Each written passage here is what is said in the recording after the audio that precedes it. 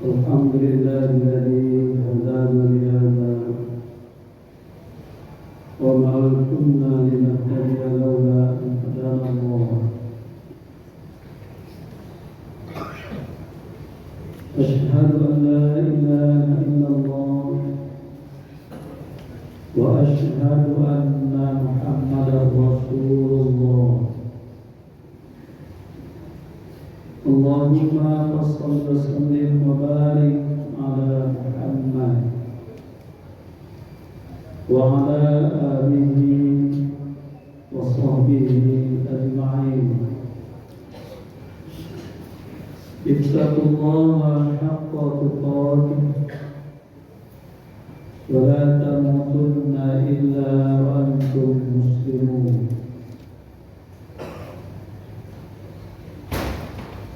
قال الله تعالى في كتابه الكريم: أعوذ بالله من الشيطان الرجيم. بسم الله الرحمن الرحيم. إن المنافقين يخادعون الله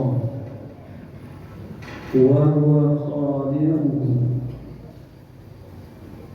وإذا قاموا إلى الصلاة قاموا كسالى يراءون الناس ولا يذكرون الله إلا قليلا. Sesungguhnya orang-orang munafik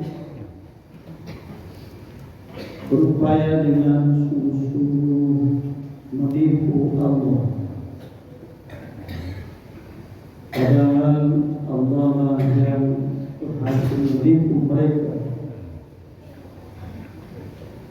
Dan apabila orang-orang munafik itu mendirikan salat, mereka salat dengan malas, mereka ria terhadap manusia dan tidak mengingat Allah kecuali sedikit saja. Al-Quran surat An-Nisa surat yang keempat ayat 142. Surat An-Nisa ayat 142. Bapak-bapak, saudara-saudara muslimin sidang jemaah Jumat rahimakumullah.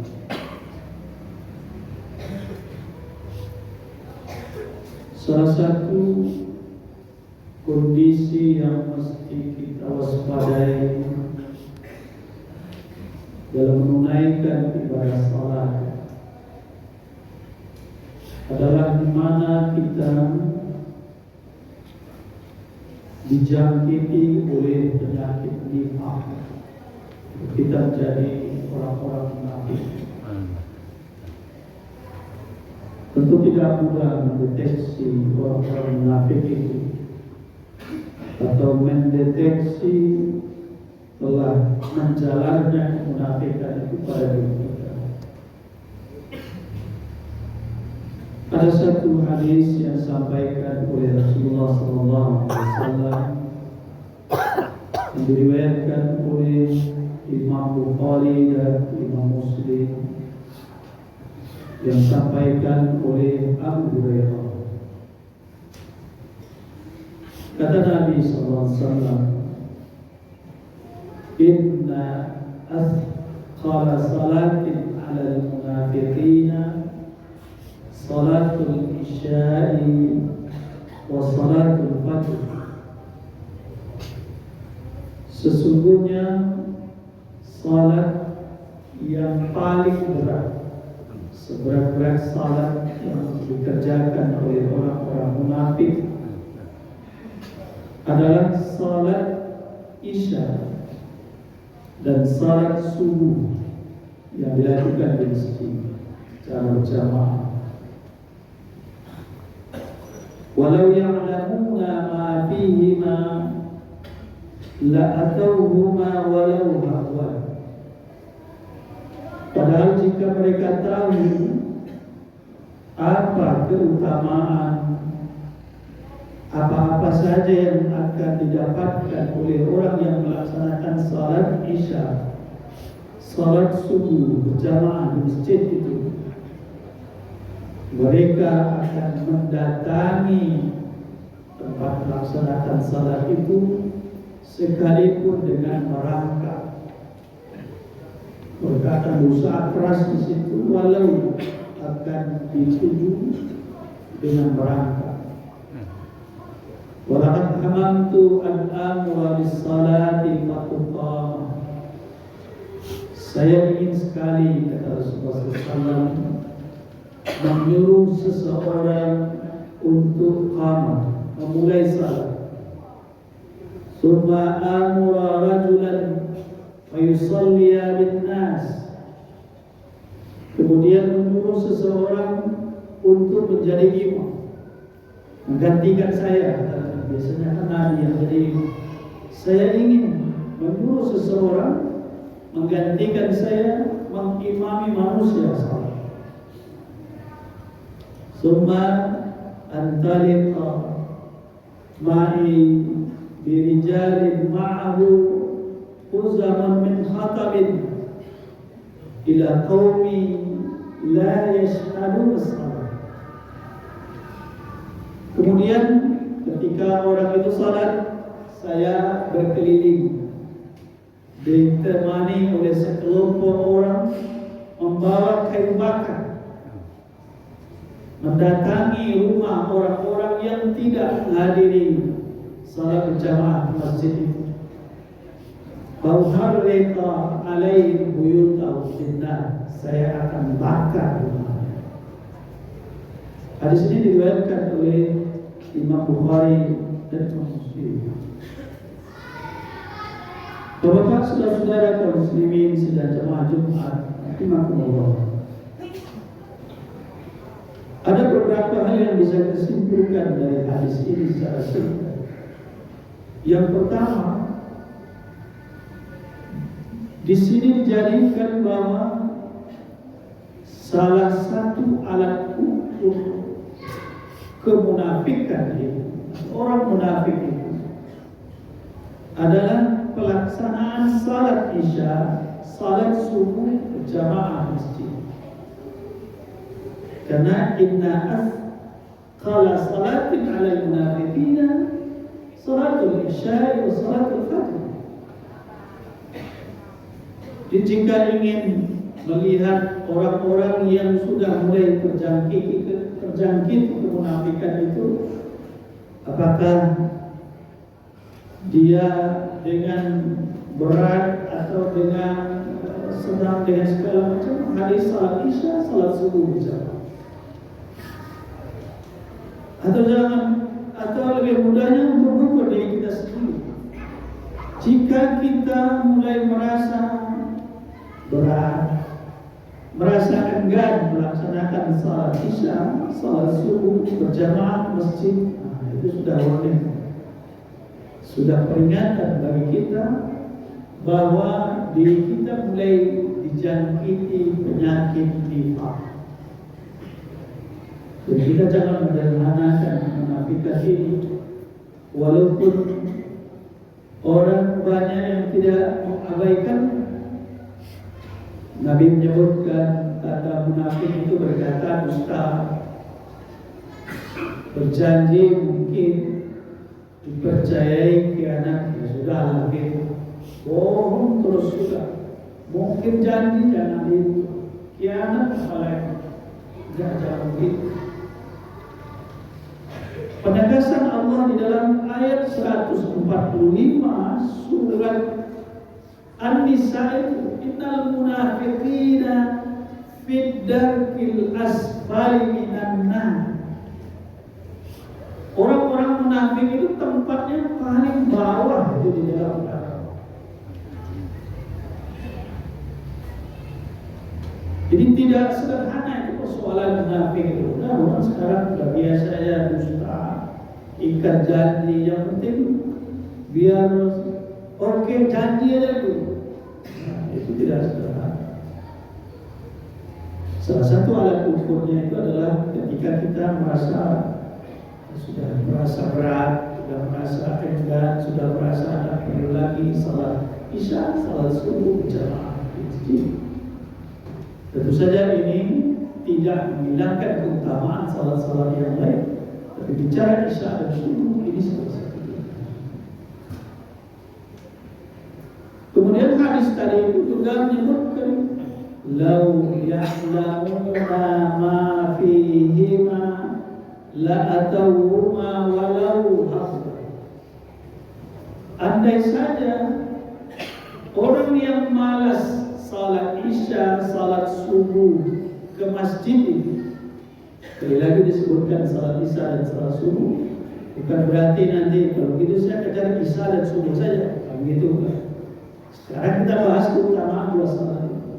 Tentu saja maghrib, asar, zuhur tetap sebagaimana biasa dikerjakan. Andaikan orang-orang munafik itu tahu, kata Rasulullah SAW, andai mereka yakin itu apa-apa yang disediakan oleh Allah Subhanahu Wa Taala untuk orang-orang yang menunaikan salat isya, salat subuh berjamaah di masjid itu, la atauhuma walau hamdan. Diungkapkan dalam bentuk gambaran tafsiran saja oleh Rasulullah SAW. Dia akan berupaya keras mendatangi masjid itu sekalipun dengan merangkak. Coba bayangkan datang ke masjid dari rumah dengan merangkak. Dia akan upayakan itu.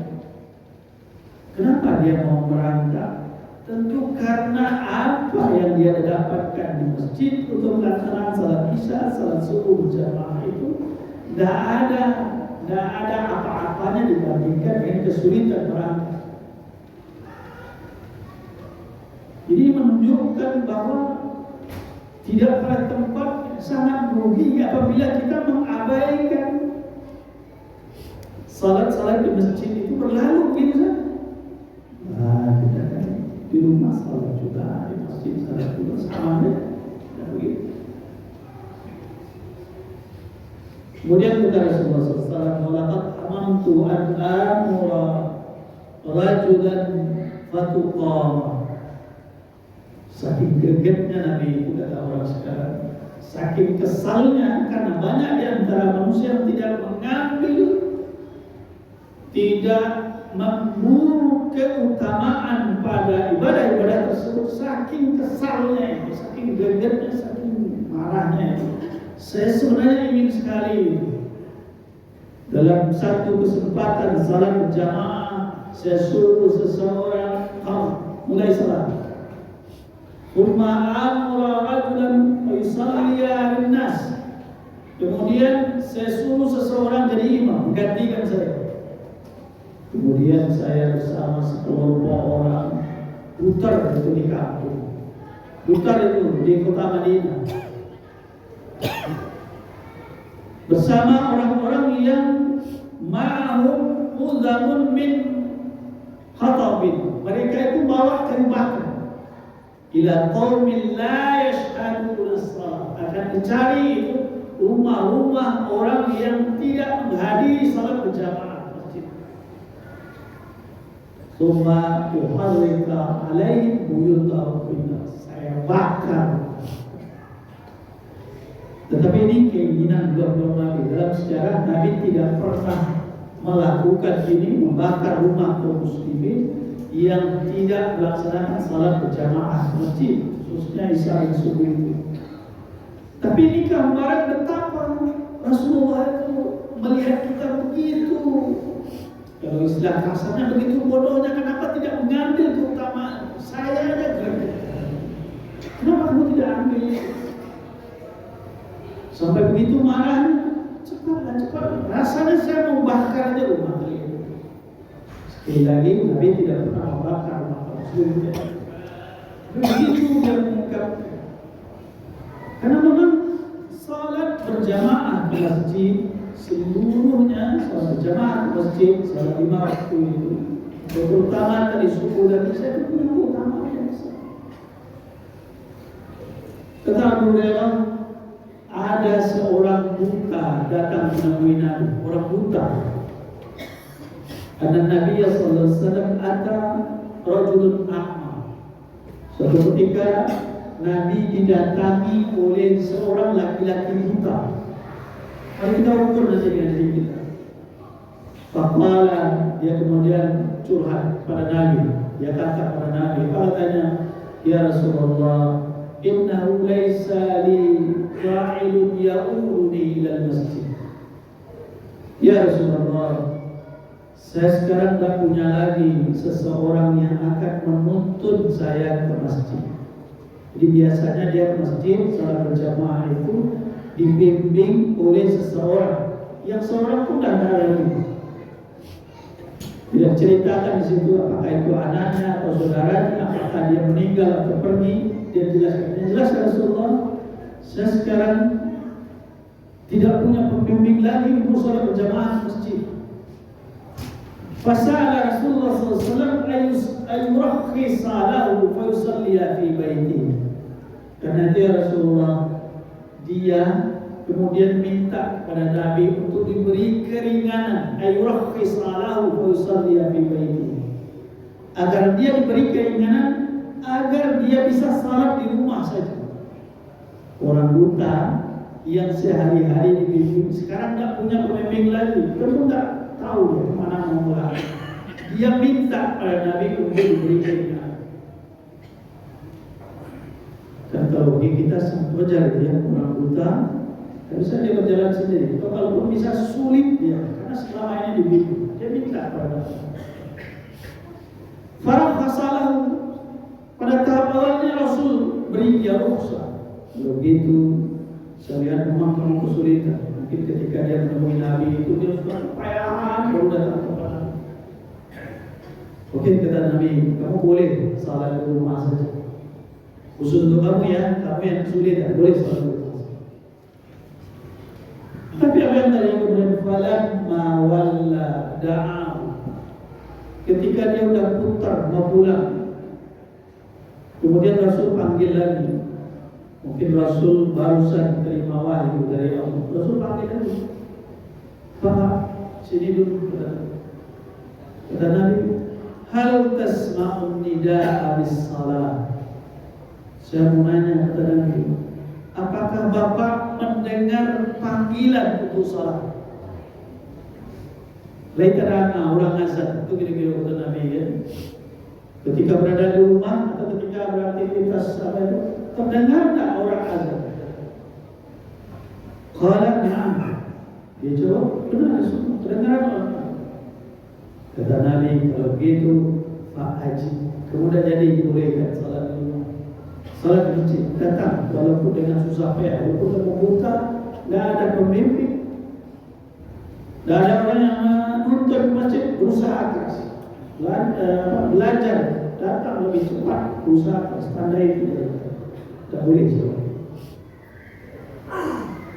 Orang yang buta saja, kata Nabi, jangan deh. Kita kadang-kadang tidak ada kendala apa, kaki tidak ada masalah. Bisa ada, walaupun mungkin karena sudah tua, agak lumpuh, agak pelan. Juga tidak hujan, kalaupun hujan tidak seperti hujannya yang mengkhawatirkan, bisa pakai kayu dekat lagi. Tentu nanti Allah akan bilang, orang buta saja disuruh dia. Kamu ada apa? Kamu ingin dibutakan? Apa kamu ingin cabut kemampuan berjalan? Atau kemampuan berjalan menuju tempat baik-baik dicabut? Kamu hanya kuat itu menuju tempat-tempat yang salah. Jadi di dalam agama kita begitu ditekankan kaum muslimin, kita semua umat Islam ini untuk betul-betul menaikkan salat sebaik-baik. Jangan-jangan nanti kita termasuk orang yang menyia-nyiakan waktu untuk bisa melaksanakan salat sebaik-baik. Di zaman Nabi ada seseorang yang disuruh salat berulang-ulang oleh Nabi, padahal dia sudah salat dekat Nabi. Ketika ada orang yang salat nilainya 0, andaikan tidak termasuk itu, nanti datang menghadap Allah, terima kitab catatan amal kita, salatnya ada, tapi salatnya nilainya kecil. Jadi inilah yang mengingatkan kepada kita semua. Saya menyampaikan kita semua yang mendengarkan, salah satu hal yang menggerogoti amal kita, amal salat kita khususnya, adalah akan disebut dengan kemunafikan. Mendeteksi ketika kita sudah mulai agak berat, bermalas-malasan, sebagaimana disebutkan pada ayat 142, wa idza qamu ila salati qamu kusala. Orang munafik itu ketika akan menunaikan salat itu dia malas, yura'unan nas, dia subuh kena banyak usaha lagi, isya kena banyak usaha lagi. Tapi kalau sholat Jumat, kalau sholat hari raya, dia yang paling depan, dia yang paling gagah, dia yang paling besar sajadahnya. Wala yadhkuruna Allah illa qalila. Mereka itu sebenarnya tidak mengingat Allah kecuali hanya sedikit saja. Dia tidak banyak dengan Allah SWT. Semoga kita memelihara ibadah kita dari sifat kemunafikan ini. Sebab ini berjangkit ke dalam diri kita, bahkan pada kondisi yang kita sebut tidak masalah. Fa'tabiru ya ulil absar la'allakum turhamun. Alhamdulillahilladzi arsala rasulahu bil huda wa dinil haq liyudhhirahu 'ala ad-din kullihi wa kafa billahi shahida. Asyhadu an la ilaha illallah wa asyhadu anna Muhammadar Rasulullah. Allahumma shalli wa sallim wa barik 'ala Muhammad wa 'ala alihi wa sahbihi ajma'in. Ittaqullaha haqqa tuqatih wa la tamutunna illa wa antum muslimun. A'udzu billahi minasy syaithanir rajim. Bismillahirrahmanirrahim. Wal 'asri innal insana lafi khusr illa alladziina aamanu wa 'amilus shalihati wa tawassaw bil haqqi wa tawassaw bis sabr. Inna Allaha wa malaikatahu yusholluna 'alan nabi ya ayyuhalladzina amanu shallu 'alaihi wa sallimu taslima. Allahumma shalli 'ala Muhammad wa 'ala ali Muhammad kama shallaita 'ala Ibrahim wa ali Ibrahim wa barik 'ala Muhammad wa ali Muhammad kama barakta 'ala Ibrahim wa ali Ibrahim innaka Hamidum Majid. Allahumma ighfir lil muslimin wal muslimat, wal mu'minin wal mu'minat, al-ahya'i minhum wal amwat, innaka sami'un qaribun mujibud da'wat ya qadirul hajat. Rabbana zalamna anfusana wa in lam taghfir lana wa tarhamna lanakunanna minal khasirin. Rabbana la tu'akhidhna in nasina aw akhtana. Rabbana wa la tahmil 'alaina isran kama hamaltahu 'ala alladhina min qablina. Rabbana wa la tuhammilna ma la taqata lana bihi wa'fu 'anna waghfir lana warhamna anta maulana fansurna 'alal qawmil kafirin. Rabbana atina fid dunya hasanah wa fil akhirati hasanah wa qina adzabannar. Subhanallah, innallaha ya'muru bil 'adli wal ihsan wa ita'i dzil qurba wa yanha 'anil fahsya'i wal munkari wal baghi ya'idukum la'allakum tadhakkarun. Fadhkurullaha yadhkurkum washkuru 'ala ni'amihi yazidkum was'alul fadla yu'tikum wa lazikrullahi